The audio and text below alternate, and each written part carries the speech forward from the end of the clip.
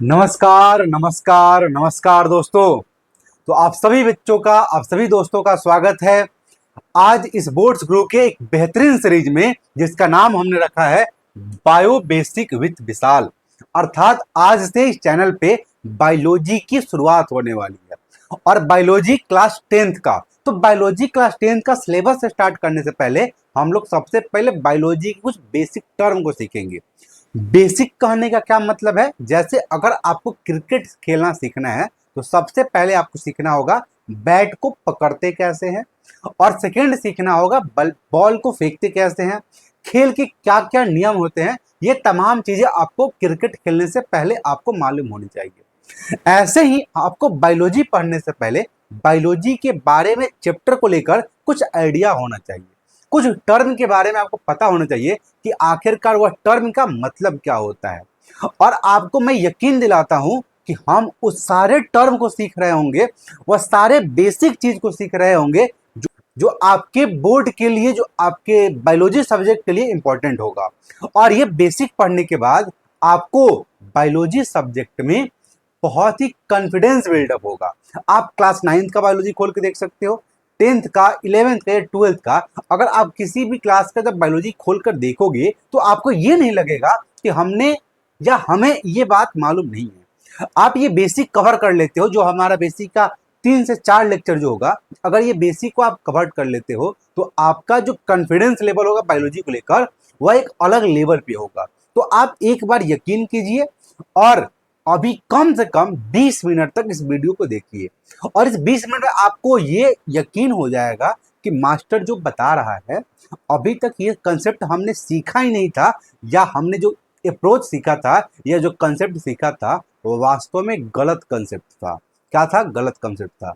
तो अभी से हम लोग बायोलॉजी के बेसिक की शुरुआत करते हैं, और बेसिक इतना बेसिक से करेंगे, इतना जीरो से करेंगे और इतना लेवल अप करेंगे कि आप जीरो से हीरो तक के सफर को बहुत ही आसानी से और बहुत ही सरलता पूर्वक कवर कर लोगे। तो चलो अब हम लोग आज के इस लेक्चर की शुरुआत करते हैं। तो सबसे पहले हम आपको बता दें, बायोलॉजी शुरू करने से पहले बायोलॉजी किसका ब्रांच है भैया? विज्ञान का ब्रांच है। एनसीईआरटी का, अगर एनसीईआरटी का बुक खोलोगे तो एक विज्ञान का बुक आएगा, और विज्ञान में ही आपको फिजिक्स का टर्म दिखेगा, केमिस्ट्री का दिखेगा और बायोलॉजी का दिखेगा। तो मेनली हम लोग विज्ञान के अंदर ही बायोलॉजी को पढ़ते हैं। तो विज्ञान, सबसे पहले विज्ञान को समझते हैं, विज्ञान होता क्या है। और विज्ञान को जानने से पहले हम आपको कुछ बात से अवगत कराना चाहते हैं। तो आप सबसे पहले बोर्ड पर देखिएगा कि हम लिख क्या रहे हैं, और आप कमेंट करके बताइएगा कि ये हम क्या लिख रहे हैं। जैसे आपने सुना होगा हिंदी का नाम, सुने हो हिंदी, आपने सुना होगा इंग्लिश, आपने सुना होगा भोजपुरी, इसी तरह आपने सुना होगा या सुनोगे लैटिन, इसी तरह आप सुनोगे या सुने होगे ग्रीक। तो भैया ये बोर्ड पर हमने जो लिखा है, ये क्या लिखा है? तो आप जब हिंदी को देखोगे, इंग्लिश को देखोगे, भोजपुरी को देखोगे, लैटिन को देखोगे और ग्रीक को देखोगे, तो ये देखने के बाद आपको थोड़ा मोड़ा आइडिया आएगा कि हिंदी तो एक लैंग्वेज है, इंग्लिश भी एक लैंग्वेज है, भोजपुरी भी एक लैंग्वेज है, तो हो ना हो लैटिन और ग्रीक भी ये क्या होंगे? ये एक प्रकार के भाषा होंगे।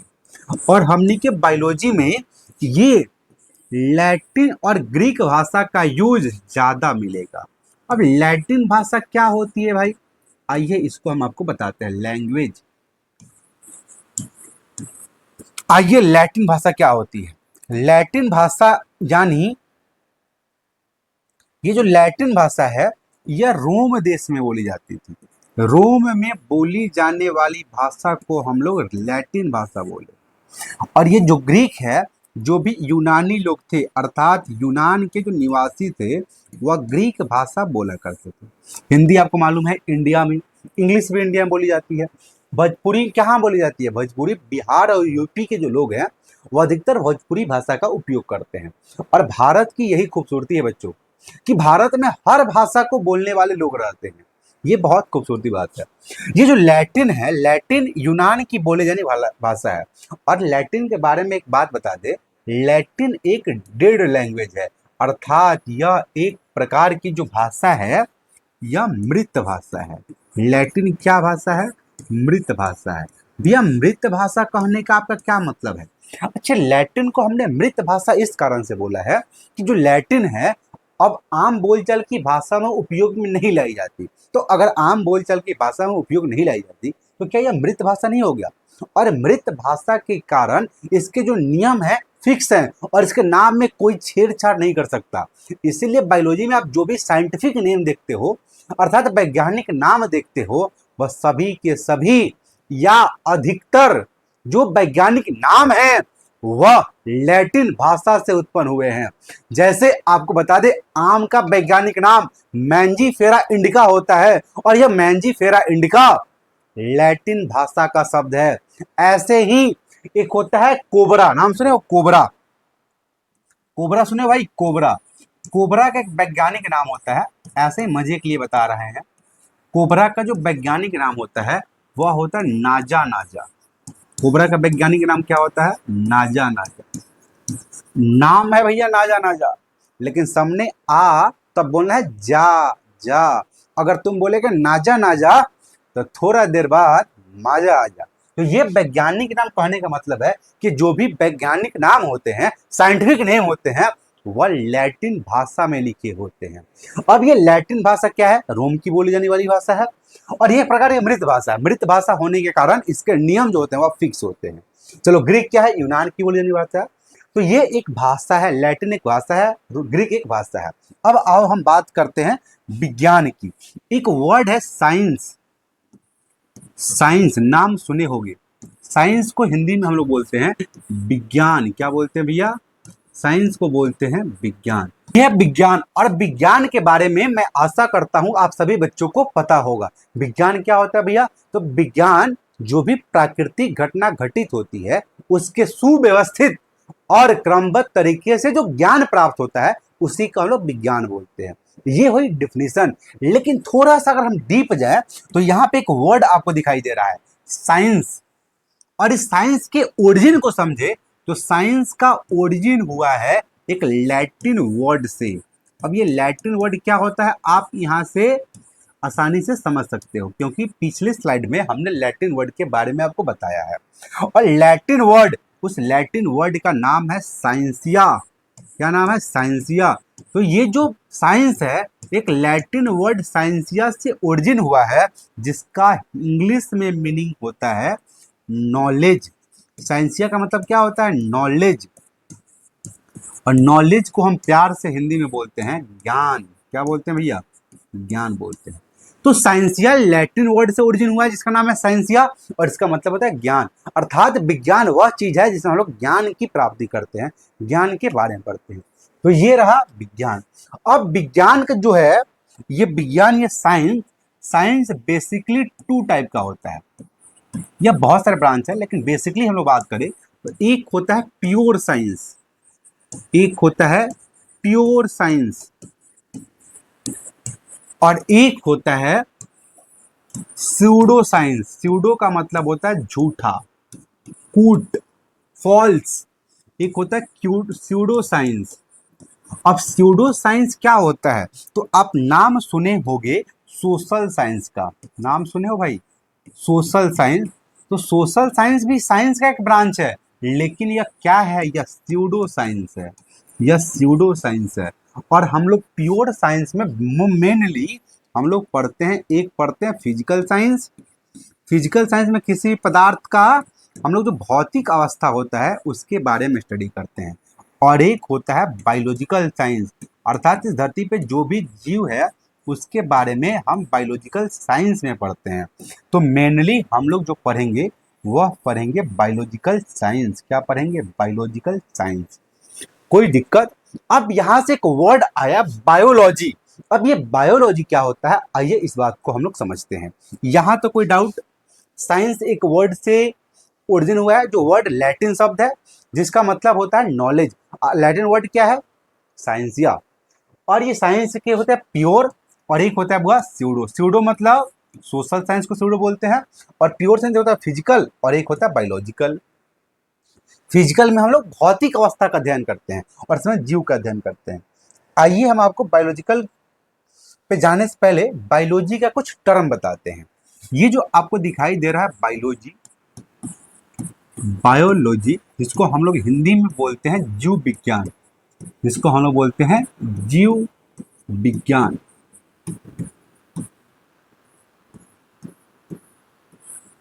बोलते हैं जीव विज्ञान। अब ये जीव विज्ञान जो है, जीव विज्ञान भी दो ग्रीक वर्ड के मिलने से बना है, अर्थात बायोलॉजी का जो ओरिजिन है वह ग्रीक वर्ड से हुआ है, साइंस का ओरिजिन लैटिन वर्ड से हुआ है, बायोलॉजी का ओरिजिन, ओरिजिन का कहने का मतलब है उत्पत्ति, उत्पत्ति हुआ है ग्रीक वर्ड से। अब भैया वह ग्रीक वर्ड कौन कौन से हैं? तो एक ग्रीक वर्ड है बायोस, एक ग्रीक वर्ड है बायोस, बायोस एक ग्रीक वर्ड है, और एक ग्रीक वर्ड है लोगोस, लोगोस भी एक ग्रीक वर्ड है। अब इस बायोस जो ग्रीक वर्ड है इसका मतलब होता है इंग्लिश में, इसको हम बोलते हैं लाइफ, लाइफ इसका इंग्लिश मीनिंग है, और हिंदी में इसको बोलते हैं हमने कि जीवन। क्या बोलते हैं? जीवन। ऐसे ही लोगोस का इंग्लिश मीनिंग है टू स्टडी, टू स्टडी कहने का मतलब है अध्ययन करना। क्या करना भैया? अध्ययन करना, अध्ययन करना, अर्थात जिसमें हम लोग जीवन का अध्ययन करते हैं उसी को हम लोग जीव विज्ञान बोल देते हैं। क्या बोल देते हैं? जीव विज्ञान बोलते हैं। जीव विज्ञान किससे ओरिजिन हुआ है? ग्रीक वर्ड से। कौन कौन ग्रीक वर्ड है? एक बायोस और एक है लोगोस। आइए इसको हम लोग अगले स्लाइड में जानते हैं। देखो जीव विज्ञान, जीव विज्ञान क्या है? तो जीव विज्ञान विज्ञान की वह शाखा है जिसके अंतर्गत हम जीवों का, जीवों का या जीवन का, क्योंकि जीवन किसके पास होता है? सजीव के पास होता है। तो आप या तो जीव बोल सकते हो या तो जीवन बोल सकते हो। तो विज्ञान की वह शाखा जिसमें जीवों का अध्ययन किया जाता है उसे ही हम लोग जीव विज्ञान बोलते हैं। अब विज्ञान की वह शाखा, अभी हम लोग बात किए थे विज्ञान पर, ये दो ग्रीक वर्ड के मिलने से बना है, एक बायोस और एक लोगोस। अच्छा एक आपको अंदर की बात बता भैया, अंदर की आओ बताते हैं, अंदर की बात आपको बताते हैं। ये जो आप बायोलॉजी टर्म देख रहे हो ना, बायोलॉजी जिसे आप बायोलॉजी बोलते हो, इसे, इस बायोलॉजी को बाहर में किसी अन्य देश में जाओगे तो इसका नाम चेंज हो जाएगा, और या आप हायर क्लास में जाओगे अपने ही देश में, जैसे ही आप हायर क्लास में मतलब उच्चतम क्लास में जाओगे तो ये नाम चेंज होकर इसका नाम हो जाता है बायोसाइंस। क्या नाम हो जाता है? बायोसाइंस, या इसी को हम लोग बोल देते हैं लाइफ साइंस, इसी को बोल देते हैं हम लोग लाइफ साइंस। तो बायोलॉजी मतलब लोअर क्लास में हम लोग इसको यूज करते हैं बायोलॉजी, और जब भी हम लोग अलग कंट्री में जाएंगे या हायर क्लास में जाएंगे तो ये बायोलॉजी को एक अलग नाम से बुलाते हैं जिसको हम लोग बोलते हैं बायोसाइंस, या इसी को हम बोलते हैं लाइफ साइंस। तो ये रहा बायो को लेकर कुछ बात। अब बायोलॉजी में हमें कुछ मुख्य ब्रांच पढ़ना है। ऐसे बायोलॉजी की ब्रांच की बात करें तो बायोलॉजी की अनेकों ब्रांच है। जैसे आपने नाम सुना होगा जूलॉजी, कभी सुने हो भैया के मुंह से, दीदी के मुंह से सुने होगे जूलॉजी। क्या करता रहा? हम जूलॉजी अनर्स करता नहीं, बोटनी से अनर्स करता नहीं, अर्थात जूलॉजी और बोटनी भी किसका पार्ट है? बायोलॉजी का पार्ट है। ऐसे ही बायोकेमिस्ट्री, ऐसे ही बायोटेक्नोलॉजी, ऐसे इकोलॉजी, जेनेटिक्स, ये सब किसके पार्ट हैं? ये सब पार्ट हैं बायोलॉजी के। लेकिन हमें मुख्य रूप से बायोलॉजी का जो ब्रांच पढ़ना है उसमें से ज्यादा नहीं, कुछ ही बायोलॉजी के ब्रांच पढ़ने हैं। जैसे बायोलॉजी का जो सबसे पहले ब्रांच आएगा वह होता है जूलॉजी, जूलॉजी। एक होता है बोटनी, और एक होता है माइक्रोबायोलॉजी, माइक्रोबायोलॉजी। ऐसे ही बहुत सारा बायोकेमिस्ट्री, जेनेटिक्स, बायोटेक्नोलॉजी, ये सब क्या है? बायोलॉजी के ब्रांच है। यहाँ पे देखो भैया आपको दिखाई दे वो जूलॉजी। आज के बाद जहां भी आपको लॉजी शब्द दिखाई दे तो आपको एक ही मतलब समझना है कि हमें कुछ ना कुछ पढ़ना है। जैसे हम बोले जूलॉजी, तो जू का मतलब क्या होता है? जू मतलब चिड़ियाघर, और चिड़ियाघर में हमें जानवर देखने को मिलते हैं। तो जानवर की अध्ययन किसमें करेंगे? जूलॉजी में करेंगे। वैसे बोटनी, बोटनी का मतलब होता है जिसमें हम लोग पेड़ पौधा का अध्ययन करें। माइक्रोबायोलॉजी, अर्थात इसमें हम लोग माइक्रोब्स का अध्ययन करेंगे। अब ये माइक्रोब्स क्या होते हैं भैया? सूक्ष्म जीव क्या होते हैं? तो सूक्ष्म जीव वैसे जीव होते हैं जिन्हें हम खुली आंखों से, अर्थात इस नंगी आंखों से, नेकेड आई से नहीं देख पाएंगे। जैसे आपने नाम सुना होगा बैक्टीरिया का, जिसे हम लोग जीवाणु बोलते हैं, या आपने नाम सुना होगा वायरस का, तो ये क्या हैं? ये सूक्ष्म जीव हैं, इन्हें हम नंगी आंखों से नहीं देख सकते। तो वैसे विज्ञान की शाखा जिसके अंतर्गत हम बैक्टीरिया के बारे में जाने, वायरस के बारे में जाने, उसे हम लोग सूक्ष्म जैविकी या माइक्रोबायोलॉजी बोल देते हैं। और विज्ञान की वैसी शाखा या वैसी ब्रांच जिसमें हम लोग प्लांट का स्टडी करें, किसका अध्ययन करें? प्लांट का। तो विज्ञान के वैसे ब्रांच को हम लोग वनस्पति विज्ञान या बोटनी नाम दे देते हैं। और जिसमें हम लोग एनिमल का स्टडी करें, अर्थात जंतु का अध्ययन करें, प्राणियों का अध्ययन करें, जीवों का अध्ययन करें, उसे हम लोग जंतु विज्ञान बोल देते हैं। आई थिंक यहां तक आपका क्लियर होगा कि माइक्रोबायोलॉजी क्या होता है, बोटनी क्या होता है और जूलॉजी क्या होता है। आइए यही बात आगे की स्लाइड में आपको दिखेगी। ये देखिए जीव विज्ञान की मुख्य शाखाएं। सबसे पहले हमने जाना जंतु विज्ञान या प्राणी विज्ञान। जंतु विज्ञान या प्राणी विज्ञान को हम लोग जूलॉजी बोलते हैं। और इसमें हम लोग किसका स्टडी करते हैं? इसमें हम लोग स्टडी करते हैं प्राणियों या जंतुओं का। कोई दिक्कत? इसके बाद है वनस्पति विज्ञान, जिसको हम लोग बोटनी बोलते हैं। और बोटनी में हम लोग प्लांट का स्टडी करते हैं। किसका स्टडी करते हैं? प्लांट का। ऐसे ही सूक्ष्म जैविकी, जिसमें हम लोग सूक्ष्म जीव का अध्ययन करते हैं। सूक्ष्म जीव जैसे जीवाणु, जिसको आप लोग बैक्टीरिया बोलते हो। एक होता है विषाणु, जिसको आप लोग क्या बोलते हो? जिसको आप लोग वायरस बोलते हो। और एक होता है माइकोप्लाज्मा। अच्छा, एक बात हम पूछना चाहते हैं यहाँ से, जो बैक्टीरिया और वायरस का बात आया, एक बात आपसे पूछना चाहते हैं। एक नाम सुने होंगे आपने, बैक्टीरियोफाज। नाम सुना है? बैक्टीरियोफाज।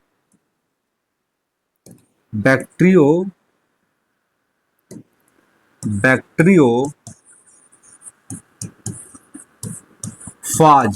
एक बात बताओगे आप सभी बच्चे, कमेंट में इसका आंसर दोगे कि बैक्टीरियोफाज एक प्रकार का बैक्टीरिया है या वायरस है या क्या है? आप बताओगे। तो आप में से अधिकतर बच्चे इस बैक्टीरियोफाज को बोल रहे होंगे ये बैक्टीरिया है। क्या है? बैक्टीरिया है। लेकिन यहाँ पे आप जो भी बच्चे इसका जवाब बैक्टीरिया दे रहे हैं, वह सभी बच्चे गलत हैं। क्योंकि बैक्टीरियोफाज कहता है कि बैक्टीरिया सुन के, बैक्टीरिया समझा क्या? अर्थात बैक्टीरियोफाज सुन के बैक्टीरिया समझा क्या? वायरस है मैं। बैक्टीरियोफाज समझ के बैक्टीरिया समझा क्या? वायरस है मैं। अर्थात ये बैक्टीरियोफाज क्या है? ये बैक्टीरियोफाज वायरस है। बैक्टीरियोफाज वायरस है। आप सुने होंगे कि गंगा का जल जो होता है वह कभी दूषित नहीं होता, यही बैक्टीरियोफाज के चलते। बैक्टीरियो मतलब बैक्टीरिया, और फाज का मतलब होता है निगल जाने वाला। फैगोसिटिस का आया है, निगल जाने वाला। तो जो बैक्टीरिया को निगल जाए उसको हम लोग बैक्टीरियोफाज बोलते हैं। और यह एक वायरस है। क्या है? वायरस है। तो बैक्टीरियोफाज सुन के बैक्टीरिया नहीं समझने का, क्या है? वायरस है मैं। चलो इसके आगे हम लोग बात करते हैं। अब यहाँ पे बायोलॉजी को लेकर कुछ बातें दिया हुआ है जनक के बारे में। जनक अर्थात फादर। आपसे कोई पूछे, ये देखने के बाद आपको ये नहीं समझना है कि जो फादर होते हैं, जनक होते हैं, वह 3 प्रकार के होते हैं। ये नहीं समझना कि जनक जो होते हैं वह 3 प्रकार के होते हैं। ये गलत कंसेप्ट है। यहाँ पे कहने का मतलब है कि जो जीव विज्ञान होता है या जो जंतु विज्ञान है, इसके जनक कौन है? तो जीव विज्ञान हो या फिर जंतु विज्ञान हो, इसके जो जनक है वह एक ही आदमी है, वह है अरस्तु। ये वही अरस्तु हैं जो सिकंदर के गुरु थे, अर्थात अलेक्जेंडर के गुरु थे, ये अरस्तु। और इसको हम लोग एरिस्टोटल भी बोलते हैं। क्या बोलते हैं? एरिस्टोटल। तो फादर ऑफ जूलॉजी या बायोलॉजी अरस्तु या एरिस्टोटल। अगर कोई पूछे वनस्पति विज्ञान के फादर कौन है, तो वनस्पति विज्ञान के फादर है थियोफ्रास्टस। थियोफ्रास्टस को हमने के फादर ऑफ बोटनी बोलते हैं। और कोई पूछे सूक्ष्म जैविकी के फादर कौन है, तो सूक्ष्म जैविकी के फादर है एंटनी वान लीवेनहॉक। और ये वही लीवेनहॉक है जिन्होंने सर्वप्रथम जीवित कोशिका को देखा था। अर्थात जीवित कोशिका को देखने वाले ही सबसे पहले यही वह साइंटिस्ट हैं जिन्होंने सूक्ष्म जैविकी का फादर कहा जाता है, अर्थात सूक्ष्म जैविकी का पिता कहा जाता है। यहां तक आपका बात अगर क्लियर होगा तो हम आगे की स्लाइड पे मूव कर रहे हैं। ये जो भी बात है साइंस को लेकर, विज्ञान को लेकर या विज्ञान के ब्रांच को लेकर, ये बेसिक बातें हैं। ये भले आपसे एग्जाम में नहीं पूछे, लेकिन आपके सब्जेक्ट में कॉन्फिडेंस बिल्डअप करने में बहुत ही हेल्पफुल होगी। मतलब आपको सब्जेक्ट को लेकर कॉन्फिडेंस बने, इसके लिए सब इंपॉर्टेंट है। ये बहुत ही जीरो से बात आपको बताई जा रही है। आगे देखते हैं कि आगे की स्लाइड में हमें क्या जानना है। आगे है सजीव और निर्जीव। चलो सजीव और निर्जीव पे जाने से पहले हम आपसे एक क्वेश्चन पूछना चाहते हैं। क्या अगर आपसे कोई बोले कि आप किसी सजीव के 10 कैरेक्टर या गुण को बताएं, तो क्या बता सकते हो कि सजीव के वह कौन से गुण हैं या कौन से कैरेक्टर हैं जो केवल और केवल सजीव में उपस्थित होते हैं? बता सकते हो भैया? नहीं बता सकते? तो आओ हम लोग बताते हैं। अगर आपसे हम बोले कि जो हमारे हाथ में जो स्टाइलस दिखाई दे रहा है, ये क्या है, सजीव है कि निर्जीव है? तो आप देखते ही जवाब दोगे यह निर्जीव है। हमारे बारे में आपका क्या ख्याल है? हमारे बारे में आपका क्या ख्याल है? तो हम जो है वह सजीव हैं। तो ये बात आपको कैसे पता चला ये सजीव और ये निर्जीव? ये लोगों को यह बात कैसे पता चला जाता है कि ये जो आपको बोतल दिखाई दे रहा है ये सजीव है, और ये जो इंसान खड़ा दिखाई दे रहा है, या सॉरी, ये जो बोतल है ये निर्जीव है, और ये जो इंसान खड़ा दिखाई दे रहा है यह सजीव है। तो सजीव और निर्जीव को पहचानने के लिए हम लोग सबसे पहले कुछ विशेषता को देखते हैं, कुछ गुण को देखते हैं, और वही गुण के आधार पर, वही कैरेक्टर के आधार पर, वही विशेषता के आधार पर हम लोग सजीव की पहचान करते हैं। अगर वह कैरेक्टर इसके अंदर भी उपस्थित होता तो हम इसको भी सजीव बोलते हैं। अगर हमारे अंदर वह कैरेक्टर उपस्थित नहीं होगा तो हम खुद को भी निर्जीव बोलेंगे। तो अगर वह गुण जिस जीव के अंदर उपस्थित है उसे सजीव, अगर नहीं है तो उसे निर्जीव। आइए सजीव के कौन कौन कैरेक्टर है इस पे हम लोग बात करते हैं। तो जो कुछ विशेषता या गुणों के आधार पर हम सजीव की पहचान करते हैं। अब कौन कौन सा गुण है? तो सजीव का पहला गुण है गति। अगर कोई जीव गति कर रहा है तो अर्थात वह सजीव है। सेकेंड गुण है श्वसन। अगर कोई जीव श्वसन कर रहा है तो वह सजीव है। तीसरा है संवेदनशीलता। अगर उसमें संवेदनशीलता दिखाई दे रहा है तो वह सजीव है। अगर वह वृद्धि कर रहा है तो वह सजीव है। अगर वह प्रजनन कर रहा है तो वह सजीव है। उत्सर्जन कर रहा है तो सजीव है। पोषण कर रहा है तो वह सजीव है। आइए एक एक करके सजीव के इस गुण को हम लोग जानते हैं। सबसे पहला गुण है गति। गति को हम लोग इंग्लिश में बोलते हैं मूवमेंट। अब एक और यहाँ पे वर्ड आता है लोकोमोशन। एक वर्ड आता है लोकोमोशन। भैया ये मूवमेंट और लोकोमोशन में क्या अंतर है, आइए हम आपको बताते हैं। ये जो मूवमेंट होता है, मूवमेंट का मतलब होता है अगर हम अपने स्थान में बिना परिवर्तन किए एक ही जगह पे अपने बॉडी को हिलाएं और डुलाएं तो इसको हम लोग मूवमेंट बोलते हैं। आम भाषा में गति को या मूवमेंट को हम लोग हिलना और डुलना बोल देते हैं। तो अगर मैं अभी ये कर रही है तो ये एक प्रकार का मूवमेंट शो कर रही है, ये एक प्रकार का मूवमेंट शो कर रही है। रही बात लोकोमोशन की, तो यहाँ पे दो वर्ड दिखाई दे रहा है, एक दिखाई दे रहा है लोकेशन और एक दिखाई दे रहा है मोशन। तो अगर लोकेशन में मोशन आ जाए अर्थात आपका समय बदले, सॉरी, अगर आपका समय के साथ स्थान भी बदल रहा है तो इसको अपन लोकोमोशन बोलते हैं। जैसे ये हमारा स्थान समय के साथ बदल रहा है तो इसको हम बोलेंगे लोकेशन, सॉरी लोकोमोशन। और एक ही जगह पर आके अपने बॉडी को हिला रहे हैं इसको हम लोग बोलेंगे मूवमेंट। तो आपसे क्वेश्चन है, कमेंट बॉक्स में बताइएगा, प्लांट मूवमेंट शो करते हैं कि लोकोमोशन शो करते हैं? प्लांट हिलते डुलते हैं या चलन शो करते हैं? कमेंट बॉक्स में इसका आंसर दीजिएगा। सेकेंड है कैरेक्टर, वह है श्वसन। अब ये श्वसन का मतलब क्या होता है? तो श्वसन का मतलब बहुत आसान है, सांस लेना और सांस छोड़ना को श्वसन कहते हैं? नहीं, सांस लेने और सांस छोड़ने की प्रक्रिया को श्वसन ही बोलते हैं। सांस लेने और सांस छोड़ने की प्रक्रिया को हम लोग श्वसन ही बोलते हैं। श्वसन क्या बोलते हैं? श्वसन का मतलब होता है जिस प्रक्रिया के द्वारा हम लोग के शरीर में ऊर्जा का निर्माण होके उस प्रक्रिया को हम लोग श्वसन बोलते हैं। अर्थात जीव जिस प्रक्रिया के द्वारा ऊर्जा का निर्माण करते हैं उस सभी प्रक्रिया को हम लोग श्वसन नाम देते हैं। और अगर जीव को जिंदा रहना है, इस धरती पे अपने अस्तित्व को कायम रखना है, तो उन्हें सबसे इंपॉर्टेंट है ऊर्जा चाहिए। और जिस जीव को ऊर्जा चाहिए उन्हें श्वसन करना ही होगा, श्वसन करना ही होगा। तो श्वसन अर्थात जीवों में ऊर्जा बनाने की प्रक्रिया को हम लोग श्वसन बोलते हैं।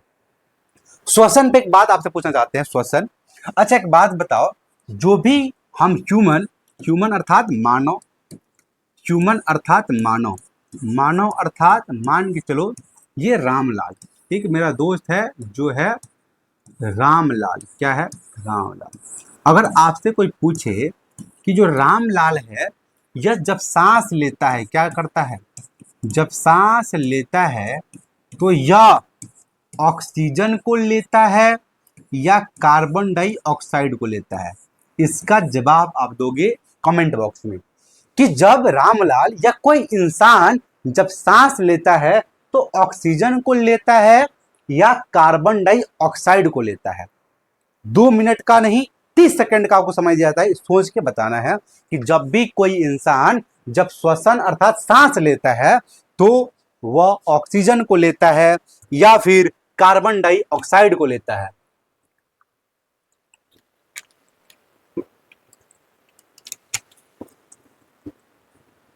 अगर आपका आंसर है ऑक्सीजन, अगर आपका आंसर है ऑक्सीजन तो आपका आंसर लॉजिकली गलत है। अगर आपका आंसर है कार्बन डाइऑक्साइड तो आपका आंसर लॉजिकली गलत है। तो भैया अभी तो हम बचपने से पढ़त आयल बानी कि आदमी ऑक्सीजन लेवेला और पेड़ पौधा कार्बन डाइऑक्साइड लेवेला। नहीं नहीं नहीं, ये देखो, अगर यह श्वसन करेगा, सॉरी यह सांस लेगा तो क्या ये ऑक्सीजन को ही लेगा सिर्फ? क्या नाक पे इसके पास फिल्टर लगा हुआ है कि वायुमंडल से केवल और केवल इसके नाक में ऑक्सीजन जाएगा? नहीं जाएगा। ऑक्सीजन के साथ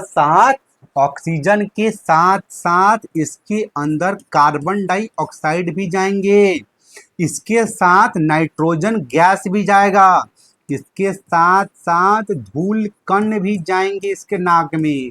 ऐसा थोड़ी है कि इसके अंदर फिल्टर लगा हुआ है नाक पे कि यह सिर्फ और सिर्फ कार्बन डाइऑक्साइड को छोड़ देगा, नहीं जाने देगा, और ऑक्सीजन को जाने देगा। तो आम भाषा में बोले कि जब भी यह सांस कोई जीव लेगा तो वह हवा को लेता है, एयर को लेता है, अर्थात गैसों के मिश्रण को लेता है। तो आज के बाद अगर आपसे कोई पूछे कि जो मानव सांस लेता है तो ऑक्सीजन को ग्रहण करता है कि कार्बन डाइऑक्साइड को ग्रहण करता है, तो आपको बोलना है सांस लेने के समय वह हवा को ग्रहण करता है, अर्थात वह कार्बन डाइऑक्साइड को भी लेता है, ऑक्सीजन को भी लेता है, नाइट्रोजन को भी लेता है, और वायुमंडल में पाए जाने वाले छोटे छोटे डस्ट पार्टिकल अर्थात धूल कणों को भी लेता है। ठीक है। हाँ, रही बात श्वसन के लिए, तो श्वसन के लिए वह यूज करता है ऑक्सीजन का। तो जब भी उसको ऊर्जा बनाना होगा तो वह यूज करेगा, अर्थात वह उपयोग करेगा ऑक्सीजन का, जिसे आप लोग अपने भाषा में वायवीय श्वसन बोल देते हो। ये बाद में हम लोग डिस्कस करेंगे, लेकिन ये कंसेप्ट क्लियर होना चाहिए। अच्छा, एक और बात, जब बात हो रहा है श्वसन का तो एक और बात हम बोलते हैं, ये आपके सामने कुछ प्लांट दिखाई दे रहा है। अगर ये प्लांट है तो ये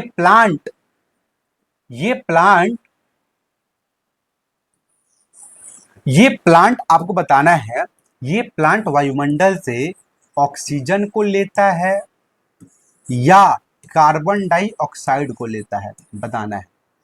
30 सेकंड का आपको समय मिलता है और आपको बताना है कि वायुमंडल से या ऑक्सीजन लेता है या कार्बन डाइऑक्साइड लेता है। आइए हम आपके सामने यहाँ पे टाइमर लगा देते हैं। क्या लगा देते हैं? टाइमर लगा देते हैं, जिससे आप 30 सेकंड का टाइमर आपके लिए यहाँ पे सेट कर दिया जाता है और आपको समय का शुरुआत अब होता है। आइए, 30 सेकंड आपके पास समय है और आप बताइएगा कि जो पेड़ पौधा है या ऑक्सीजन को ग्रहण करता है या कार्बन डाइऑक्साइड को ग्रहण करता है। 30 सेकेंड समय शुरू होता है। जल्दी जल्दी कमेंट बॉक्स में आना चाहिए इसका आंसर कि यह ऑक्सीजन को ग्रहण करता है पेड़ पौधा या कार्बन डाइऑक्साइड को ग्रहण करता है। कार्बन डाइऑक्साइड को ग्रहण करता है या ऑक्सीजन को ग्रहण करता है। 30 सेकेंड, 24, 25 और 30 सेकेंड यहाँ पे समय समाप्ति की घोषणा की जाती है। आइए इसकी बात हम आपको बताते हैं।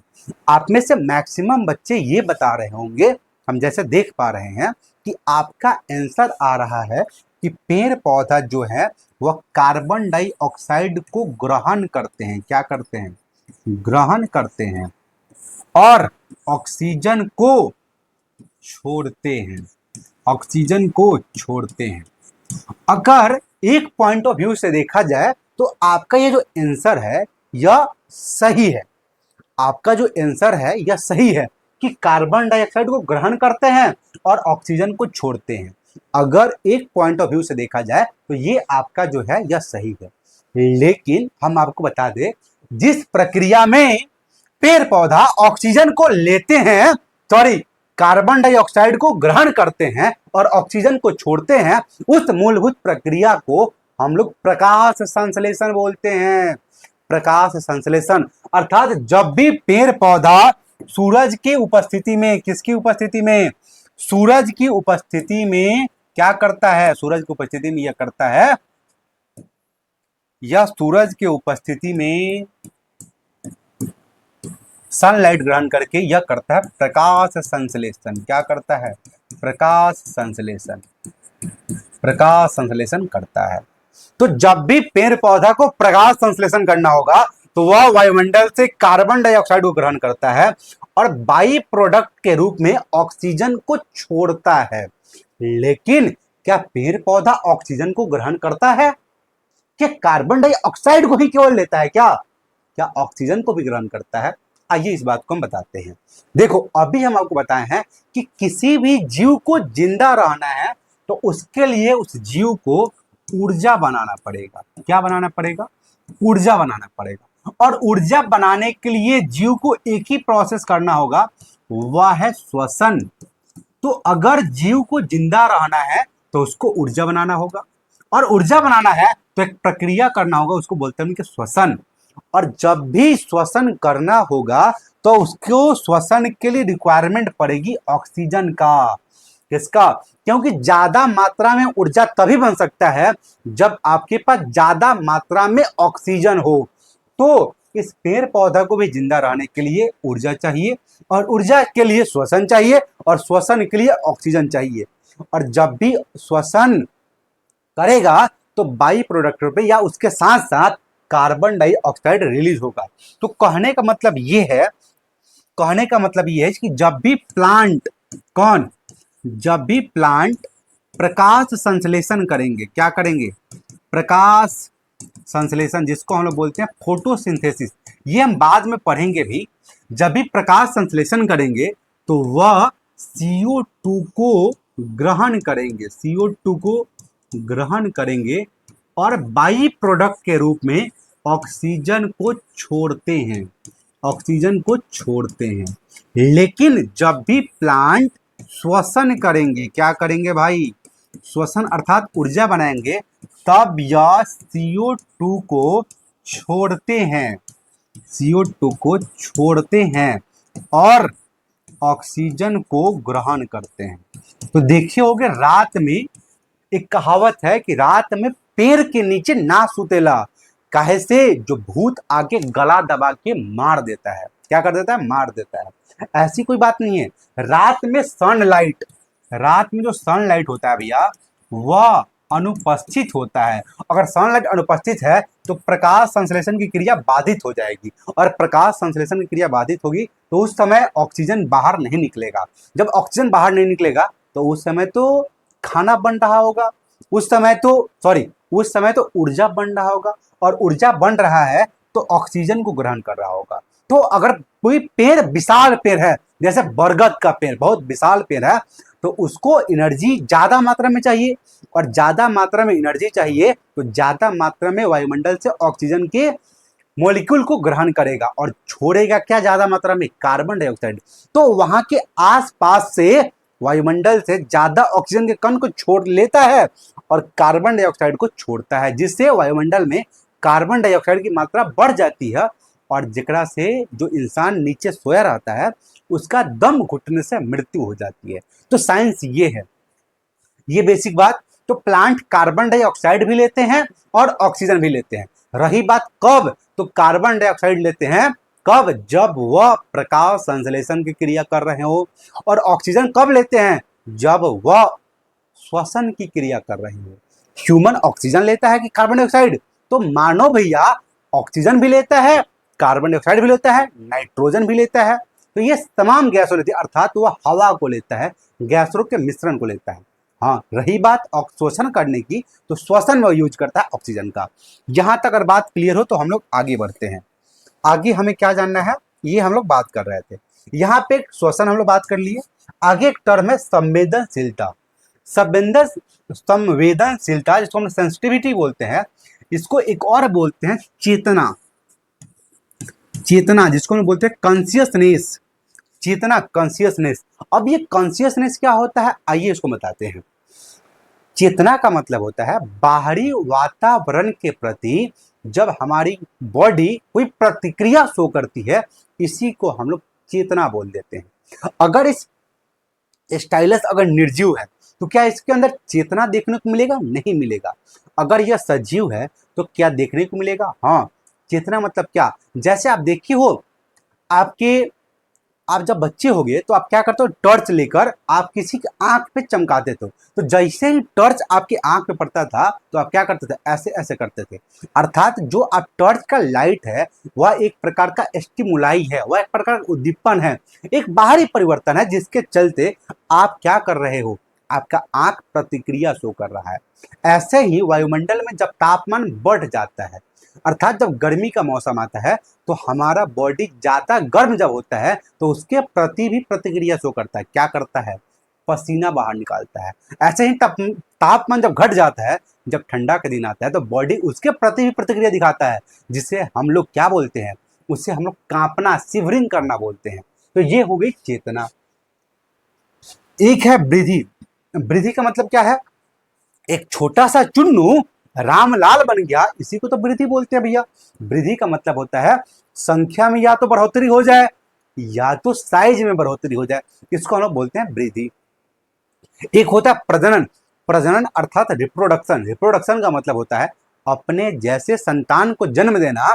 क्या कहलाता है, अपने जैसे संतान को जन्म देना ही कहलाता है जनन या प्रजनन। अब अपने जैसे कहने का मतलब क्या है, अपने जैसे कहने का मतलब है आदमी आदमी को जन्म देगा, गधा गधा को जन्म देगा, हाथी हाथी के बच्चे को जन्म देगा, ये है अपने जैसे। एक होता है उत्सर्जन, अर्थात हमनी के बॉडी में जो भी अपशिष्ट पदार्थ है, नाइट्रोजन युक्त पदार्थ है, उसको बाहर निकाला जाता है और उसके प्रक्रिया को हम लोग बोलते हैं उत्सर्जन। इसके लिए हमनी के बॉडी में एक खास सिस्टम होता है जिसे हमने उत्सर्जन तंत्र बोलते हैं, जिसमें हमने गुर्दा के बारे में, वृक्क के बारे में, किडनी के बारे में पढ़ेंगे। अच्छा, जब चैप्टर पर मूव करेंगे तो वो हम जानेंगे। एक होता है पोषण। पोषण अर्थात जिसमें हम लोग पोषक तत्व को ग्रहण करते हैं। क्या होता है पोषक तत्व, ये भी हम लोग बात करेंगे। आइए आगे देखते हैं कि आगे हमें क्या पढ़ना है।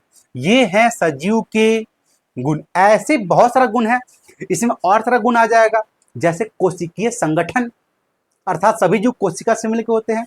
और एक और टर्म इसमें आ सकता है लाइफ स्पैन, जिसको हम बोलते हैं जीवन काल। क्या बोलते हैं, जीवन काल, लाइफ स्पैन, जीवन काल या जीवन चक्र भी बोल सकते हो। जीवन चक्र अर्थात जो भी सजीव है वह पहले उसमें क्या देखने को मिलेगा, उसमें जीवन चक्र मिलेगा। सबसे पहले वह जन्म लेगा, जन्म के बाद उसमें अवस्था देखने को मिलेगा, बाल अवस्था जो किशोरावस्था बोलते हैं, प्रजनन अवस्था, वृद्धावस्था, उसके बाद वो मृत्यु हो जाएगा, फिर जन्म लेगा। तो ये एक प्रकार के जीवन चक्र है और जीवन चक्र वही शो करते हैं जो सजीव होते हैं। तो ये सजीव के कुछ गुण हैं जिसके आधार पे हम लोग सजीव की पहचान करते हैं। तो अगर ये कैरेक्टर इस स्टाइलस के अंदर उपस्थित होगा तो इस स्टाइलस को भी हम लोग सजीव बोल देंगे, अगर नहीं होगा तो इसको हम लोग निर्जीव बोलेंगे। और ऐसे बहुत सारा अभी कैरेक्टर है जो हम लोग बाद में धीरे धीरे जानेंगे। आगे मूव करते हैं, आगे क्या पढ़ना है। ये तो अभी हम लोग बात कर लिए, ये भी बात कर लिए, ये भी बात हो गया। अब है वायरस। अगर आपसे कोई भैया पूछे कि वायरस क्या है, वायरस सजीव है, वायरस निर्जीव है, तो इसका आंसर क्या आप बता सकते हो कि वायरस सजीव है या वायरस निर्जीव है। वायरस नाम तो सुना ही होगा, नाम तो सुना ही होगा, अभी तक सभी के मन में होगा, जिसका नाम है कोविड-19। कोविड-19, कोविड-19 भी एक प्रकार का वायरस है। और अभी जो नाम सुने हो बैक्टीरियोफाज समझ के, बैक्टीरिया समझा क्या, वायरस है वो, अर्थात बैक्टीरियोफाज भी एक प्रकार का वायरस है। तो वायरस को ना ही हमने के सजीव बोल सकते हैं और ना ही इसको हम लोग मृत बोल सकते हैं, क्योंकि यह सजीव और मृत के बाउंड्री पर होता है, सजीव और निर्जीव के बाउंड्री पर होता है। अर्थात यह सजीव के अंदर प्रवेश किया तो यह सजीव की तरह बिहेवियर होगा, और अगर सजीव के अंदर नहीं है तो यह मृत की तरह बिहेवियर होगा। तो सजीव वायरस को नहीं सजीव बोलते हैं और ना ही निर्जीव बोलते हैं। अगर ये सजीव के अंदर प्रवेश किया तो यह इसका बिहेवियर, इसका व्यवहार कैसा हो जाएगा, सजीव की तरह हो जाएगा। चलो वायरस के बारे में फिर हम लोग बाद में कभी डिस्कस करेंगे। अब हम लोग जानते हैं कोशिका। कोशिका पे मूव करने से पहले एक आपको बात बताते हैं। जैसे आपने देखा होगा प्लांट, ये एक प्रकार का प्लांट है, ये एक प्रकार का प्लांट है, और प्लांट में बहुत प्यारा एक फूल खिला हुआ है, प्लांट में बहुत ही प्यारा एक फूल खिला हुआ है। इस फूल के साथ साथ यहाँ पे एक और जीव है जिसको हम लोग बोलते हैं रामलाल। क्या बोलते हैं भैया, इसको हम लोग बोल देते हैं रामलाल है, और रामलाल का बाल थोड़ा सा कम है। ऐसे ही एक है हमारी श्रीवल्ली जी। कौन है, हमारी, हमारी, आपकी नहीं, तुम्हारी नहीं भाई, ये हमारी श्रीवल्ली है। और जब भी तुम श्रीवल्ली का नाम लोगे तो श्रीवल्ली के लास्ट में श्रीवल्ली जी बोलोगे। क्या बोलोगे, श्रीवल्ली जी। ठीक है, आओ। तो या आप यहाँ पे डॉग बोलो, या आप यहाँ पे कैट बोलो। आप इस धरती पे जितने प्रकार के जीव देख रहे हो उन सभी जीव को आप लेकर देखोगे तो यह सभी जीव जो चीज से मिलकर बने हैं उस चीज को हम लोग सेल बोलते हैं। क्या बोलते हैं, सेल बोलते हैं, कोशिका बोलते हैं। अर्थात समस्त जीव कोशिका से मिलकर बना है, इसी कारण से कोशिका को संरचनात्मक इकाई बोलते हैं। अब ये संरचनात्मक इकाई क्या होता है, जैसे हम बोले यह स्टाइलस लोहा के छोटे छोटे कण से मिलकर बना है। इसका मतलब यह है इस स्टाइलस का जो संरचनात्मक इकाई है वह लोहा का छोटा छोटा कण है। जैसे यह रूम एक छोटे छोटे ईंट से मिलकर बने हैं, तो इस रूम का जो संरचनात्मक इकाई है वह क्या है, वह है यह ईंट। ऐसे ही ये सभी जीव मिलके बने हैं कोशिका से, तो इनका जो संरचनात्मक इकाई है वह है क्या, कोशिका। और ये कोशिका से मिलके बने हैं, इसी के आधार पर हम जीव को दो भाग में बांट देते हैं। अगर कोई जीव एक कोशिका से बना है तो उसे हम लोग एक कोशिकीय की श्रेणी में रखते हैं। अगर कोई जीव में एक से अधिक कोशिका है तो उसे हम लोग बहुकोशिकीय की श्रेणी में रखते हैं। आइए क्या हमने बात बोला इसको देखते हैं। यहां बोला गया कि कोशिका जीवन की आधारभूत संरचनात्मक और क्रियात्मक इकाई है। संरचनात्मक मतलब समझ में आया होगा आपको कि सभी जीव इसी से मिलकर बने हैं, इसलिए हम लोग स्ट्रक्चरल यूनिट बोलते हैं। सभी जीव कोशिकाओं से बने होते हैं और इसी के आधार पर जीवों को दो भागों में बांटा गया है। एक है एक कोशिकीय जीव जिसको हम लोग यूनिसेलुलर ऑर्गेनिज्म बोलते हैं। ऐसे जीवों का शरीर एक ही कोशिका से बना होता है और वही एक कोशिका जीवन का संपूर्ण कार्य करती है। अब आओ इसका मतलब समझते हैं कि इसका मतलब क्या है। यह लिखा हुआ है और वही एक कोशिका जीवन का संपूर्ण कार्य करती है। आइए इसका हम लोग मतलब समझते हैं। जैसे मान के चलो हमें देखने के बाद आपको पता चल रहा होगा कि हमारे अंदर भी कोशिका है। तो हमारे अंदर एक नहीं, दो नहीं, तीन नहीं, चार नहीं, मिलियन नहीं, बिलियन भी नहीं, ट्रिलियन संख्या है किसकी? कोशिका की। तो हमारे अंदर कोशिका का संख्या है, समूह है। तो हमारे अंदर जो भी काम करेंगे जिंदा रहने के लिए, वह सब काम कर सकता है एक कोशिकीय जीव। सभी काम कहने का मतलब है जिंदा रहने के लिए, जिंदा रहने के लिए। अगर हम पाचन करते हैं तो यह भी पाचन कर सकता है, हम श्वसन करते हैं तो ये एक कोशिका ही श्वसन का कार्य करेगा। लेकिन हमारे अंदर श्वसन के लिए श्वसन तंत्र होता है, पाचन के लिए पाचन तंत्र होता है, लेकिन यह एक कोशिकीय जीव है। इसी कारण से इसके एक कोशिका ही वह समस्त काम को कर सकता है, जो बहुकोशिकीय के अंदर अलग अलग तंत्र काम करते हैं। लेकिन एक कोशिकीय वही काम करेगा जो उसके सर्वाइवल के लिए इंपॉर्टेंट है। जैसे आपने नाम सुना होगा अमीबा, पैरामीशियम, युगलिना, ये सब क्या है? ये सब एक कोशिकीय जीव है। अगर आपसे कोई पूछे भैया अमीबा का आकार कैसा होता है, बता सकते हो? तो जो ये है, ये एक प्रकार का अमीबा है। अर्थात अमीबा का कोई आकार निश्चित होता ही नहीं है, अर्थात यह बदलते रहता है। इसका आकार क्या होता है? बदलते रहता है। पैरामीशियम जो चप्पल के आकार का होता है, ऐसे ही बहुकोशिकीय जीव का शरीर क्या होता है? कई सारे कोशिकाओं से बना होता है, जैसे मानव, पौधा, भेड़, ये सब क्या है? बहुकोशिकीय जीव। आइए आगे बढ़ते हैं। आगे क्या है? आगे है कोशिका जीवन की आधारभूत संरचनात्मक और क्रियात्मक इकाई है, क्योंकि सभी जीवित कोशिकाओं से बने होते हैं। जीवित यहाँ पे गलत लिखा गया है। जीवित क्या आप लिख सकते हो? यहाँ पे जीवित को काट के जीव बना दो, कि सभी जीव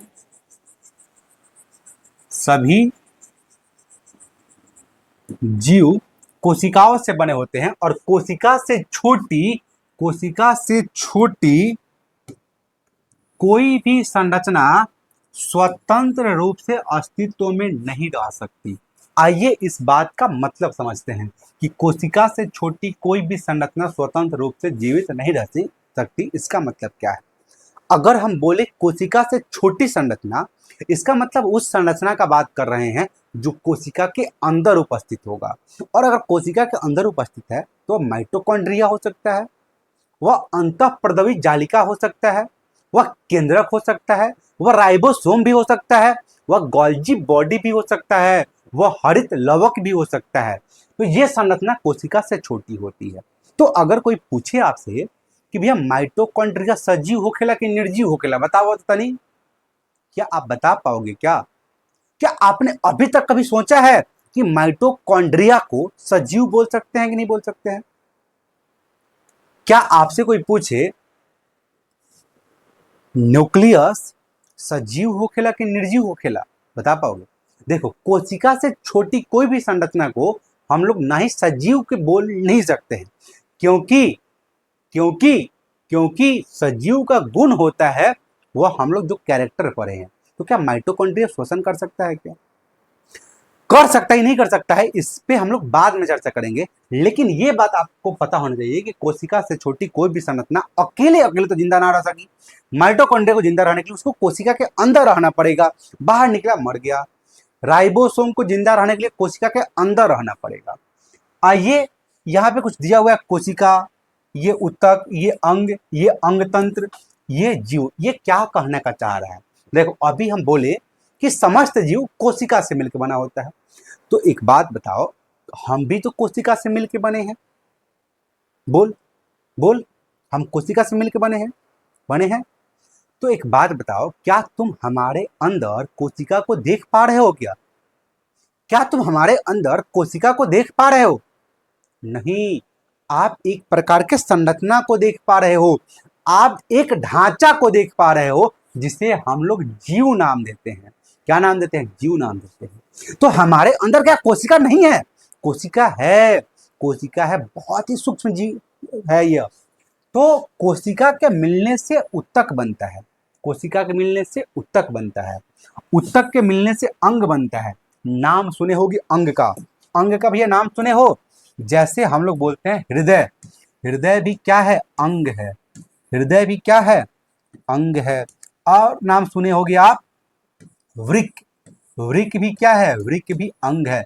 वृक्क को ही हम लोग गुर्दा बोलते हैं, गुर्दा। सुन ले बारा, गुर्दा जिसको हम लोग किडनी बोलते हैं, ये सब क्या है, अंग है।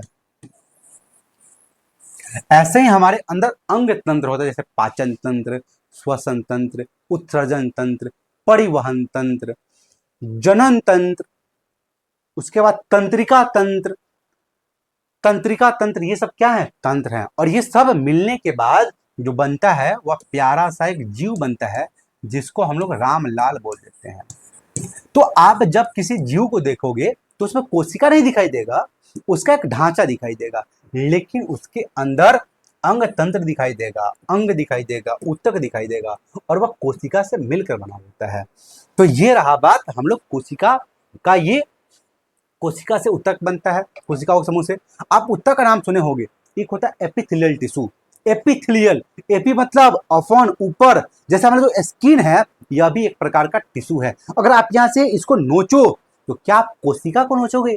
नहीं, आप ऊतक को नोचोगे। तो ये एपिथेलियल टिश्यू है। ऐसे होता है कनेक्टिव टिश्यू, जो ऑर्गन, और ये एपिथेलियल टिश्यू जो है ना, ये ऑर्गन के ऊपर ये लाइनिंग बनाता है, जो डक्ट जो नली होती है उसके ऊपर लाइनिंग बनाता है। चलो आगे हम लोग पढ़ते हैं। ऐसे मतलब दिमाग में भी ऊतक होता है, जो हम लोग नर्वस टिश्यू बोलते हैं, न्यूरल टिश्यू, न्यूरल टिश्यू बोल देते हैं। मसल्स वाले को मस्कुलर टिश्यू बोल देते हैं। कनेक्टिव टिश्यू होता है, ये टिश्यू का प्रकार है। अब आओ, एक टॉपिक है छोटा सा, इतना इनफ है, इससे ज्यादा आपको नहीं पढ़ना है। क्या है?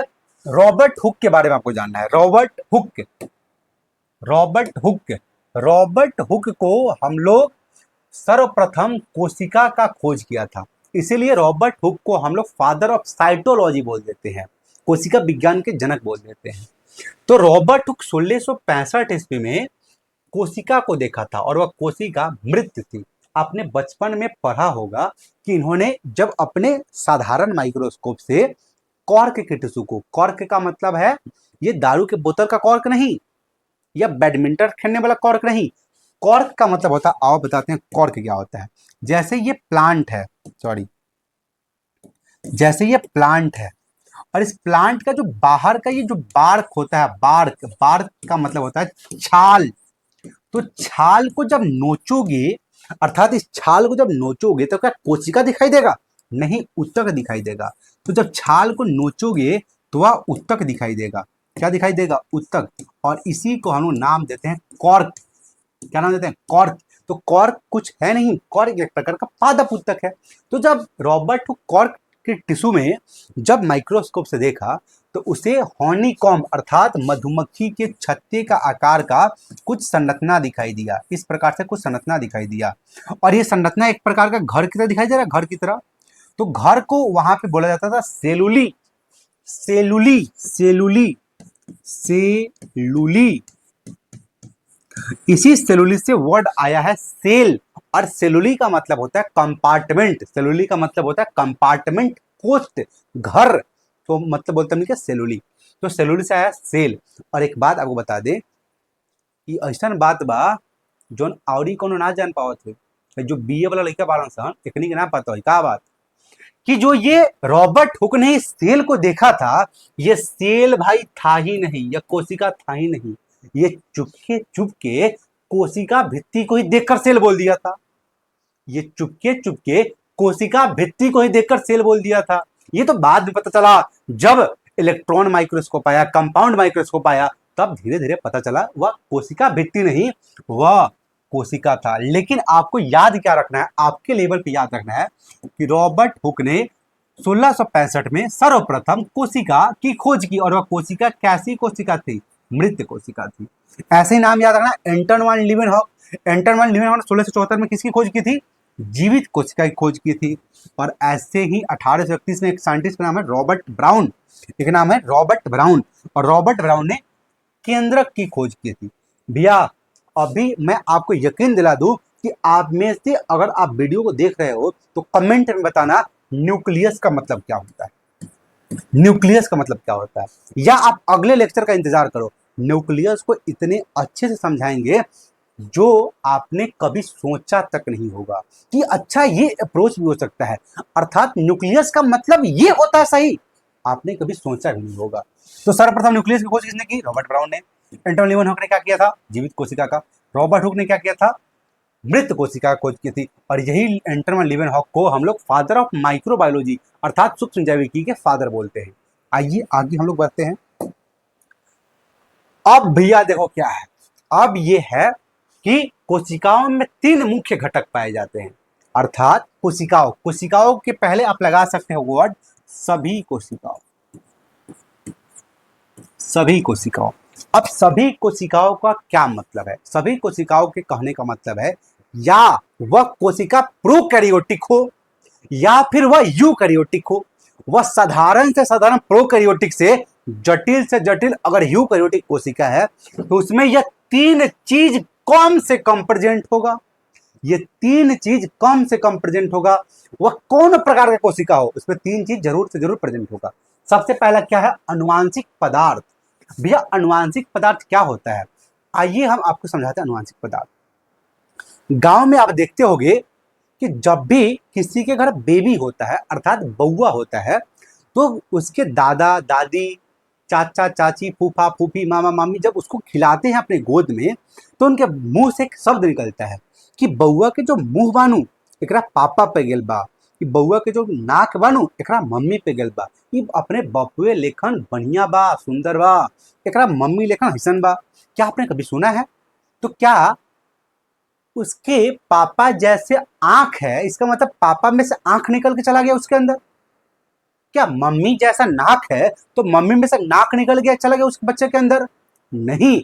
अर्थात मम्मी के उस गुण को, पापा के उस गुण को एक पदार्थ होता है जो मम्मी और पापा में से लेकर जाता है उस संतान में, उस बच्चा में, और वही पदार्थ को हम लोग अनुवांशिक पदार्थ कह देते हैं। और यही अनुवांशिक पदार्थ को हम लोग प्यार से बोलते हैं डीएनए। क्या बोलते हैं? डीएनए। और अगर वायरस जैसा बात हुआ तो उसमें जो अनुवांशिक पदार्थ का काम करता है वह होता है आरएनए। क्या होता है? आरएनए। ऐसे होता है साइटोसोल। साइटोसोल, ये गलत हो गया है। साइटोसोल। साइटोसोल क्या होता है? थोड़ा देर 2 मिनट इंतजार करना है, उसके बाद हम साइटोसोल का भी मतलब बताएंगे कि साइटोसोल होता क्या है। ठीक है, चलिए। उसके बाद होता है प्लाज्मा मेम्ब्रेन। एक बहुत कंफ्यूजन आता है बच्चों को सेल मेम्ब्रेन और प्लाज्मा मेम्ब्रेन में, तो आगे आने वाले लेक्चर में हम आपको प्लाज्मा मेम्ब्रेन और सेल मेम्ब्रेन में डिफरेंस बताएंगे। एकदम माइनर सा डिफरेंस होता है, लेकिन अधिकतर बच्चे, यहाँ तक टीचर भी, कोई कोई जो अभी अभी हमारे जैसे नया टीचर बना है वह सेल मेम्ब्रेन और प्लाज्मा मेम्ब्रेन को सेम चीज बोल देता है।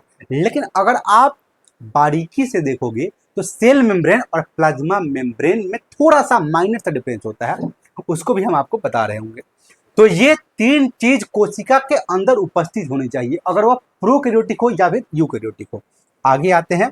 अनुवांशिक पदार्थ समझ गए भाई? अनुवांशिक पदार्थ जो पदार्थ माता पिता के गुणों या इंफॉर्मेशन या जीन को संतान में पहुंचाता है उसे अनुवांशिक पदार्थ कहते हैं। आओ इसका मतलब क्या है? जैसे मान के चलो ये रामलाल है, ये है रामलाल, और ये है, नहीं ये हमारी श्रीवल्ली नहीं है भाई। रामलाल की पत्नी का नाम श्रीवल्ली हो जाएगी? नहीं, ये हमारी श्रीवल्ली नहीं है। तो फिर कौन है? मचक्का चल रहा है क्या यार? ये है राम दुलारी, रामलाल की पत्नी। तो रामलाल के अंदर पाया जाता है स्पर्म, जिसको आप लोग बोलते हैं शुक्राणु, और इसके अंदर पाया जाता है ओवम, जिसको आप बोलते हो अंडाणु। जब ये शुक्राणु और अंडाणु आपस में फ्यूज होते हैं, मिलते हैं, तो एक संरचना का निर्माण होता है जिसको बोलते हैं जाइगोट, जिसको हिंदी में बोलते हो युग्मनज। ये सब बातें आपको जनरल में आएगी। और ये युग्मनज में बार बार जब विभाजन होगा तो एक प्यारा सा बेबी का निर्माण होता है।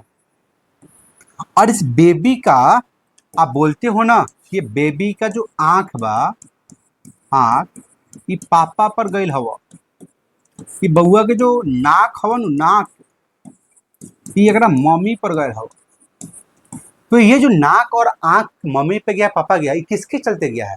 ये गया है इस अनुवांशिक पदार्थ के चलते। और अधिकतर जीवों में जो अनुवांशिक पदार्थ होता है वह होता है डीएनए।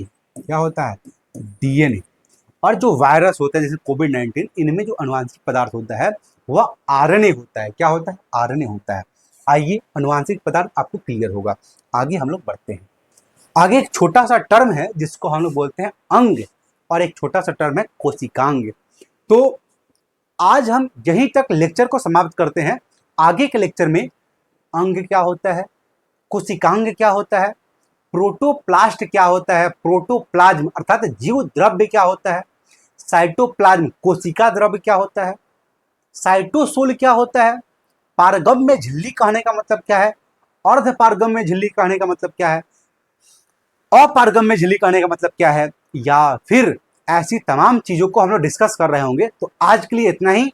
अगर ये लेक्चर आपको अच्छा लगा हो तो लेक्चर को लाइक कीजिएगा, इस चैनल को सब्सक्राइब कीजिएगा, और इस लेक्चर को अपने उन दोस्तों के साथ शेयर कीजिएगा जो अभी आपके साथ क्लास 10th में है या इस चीज की उनको आवश्यकता है।